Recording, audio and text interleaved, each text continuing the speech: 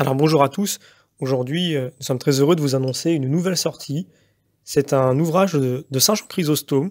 Nous avons réuni plusieurs œuvres le concernant, à savoir dans un premier temps un commentaire sur le prophète Isaïe, donc ce sont les écrits d'Isaïe, des homélies sur Osias, David et Anne, ainsi qu'un synopsis, c'est un abrégé, un résumé de l'Ancien Testament.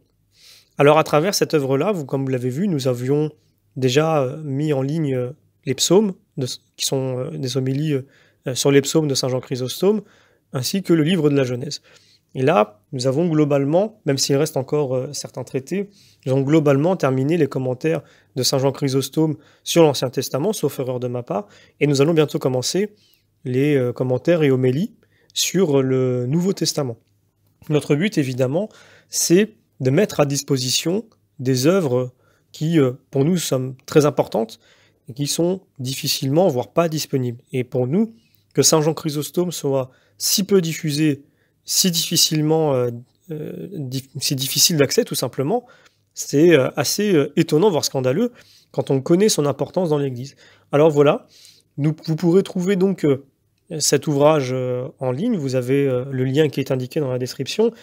Faisons quand même un rappel de qui était Saint Jean Chrysostome pour ceux qui ne le connaissent pas. C'est un des pères de l'Église, il est né à Antioche au milieu du IVe siècle, il était archevêque de Constantinople et il était connu pour son éloquence. Voilà, il avait le verbe facile et il avait des raisonnements qui sont vraiment frappantes, des arguments, il avait une capacité à sortir des arguments et à faire en sorte qu'ils soient logiques et implacables qui était assez impressionnante. D'où son surnom de Chrysostome, qui signifie littéralement la bouche d'or. Alors, les œuvres de Saint Jean Chrysostome sont immenses. Pour tous les lire, il faut des mois. Et ça, c'est si on lit tous les jours, minimum 1 heure, il faut des mois et des mois pour lire tout Saint Jean Chrysostome, pour ne pas dire quelques années. Alors, voilà pourquoi aussi nous avons choisi de le mettre à disposition du plus grand nombre, parce qu'il est éloquent, parce qu'il est père de l'Église, parce qu'il est très reconnu, pas seulement par l'Église catholique, mais également par l'Église orthodoxe.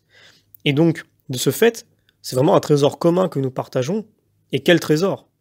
Voilà, donc je ne serai pas plus long. Je vous invite évidemment à faire des recherches sur Saint Jean Chrysostome si vous ne le connaissez pas. Et si vous souhaitez approfondir davantage ses écrits, vous avez cet ouvrage-là, qui est donc le 3e ouvrage que nous mettons en ligne pour Saint Jean Chrysostome. Vous pouvez vous le procurer par Amazon via le lien qui est indiqué dans la description. Vous avez également le site internet qui est en ligne désormais. Nous vous remercions pour, encore une fois, je le redirai à chaque fois, pour vos messages de remerciement, d'encouragement, pour vos conseils, et surtout pour vos prières, puisque si aujourd'hui nous en sommes là, c'est aussi grâce à vous. Voilà.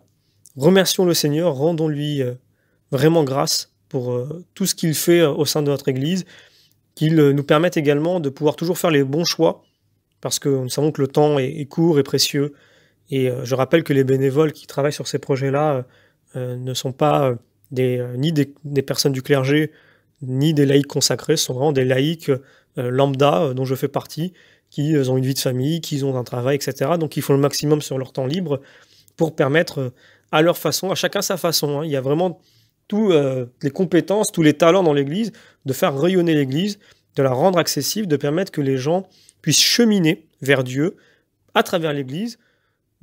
Il y a ceux qui cheminent par les Saintes Écritures, il y a ceux qui cheminent par le fait d'aller vivre la liturgie, d'entendre la parole de Dieu. Il y a ceux qui arrivent par la foi, par les chants, tout simplement. Ils entendent les chants catholiques, ils trouvent ça absolument incroyable. Je pense par exemple au chant grégorien, effectivement. Donc il y a tellement de façons d'arriver à la foi, tellement de façons d'évangéliser. Voilà l'une des façons, qui sont les audios sur la chaîne YouTube, ainsi que les livres en édition papier, tout simplement, une maison d'édition chrétienne, on peut vraiment le dire ainsi. De nouveau, merci à vous, et je vous donne donc d'ores et déjà rendez-vous pour la prochaine sortie.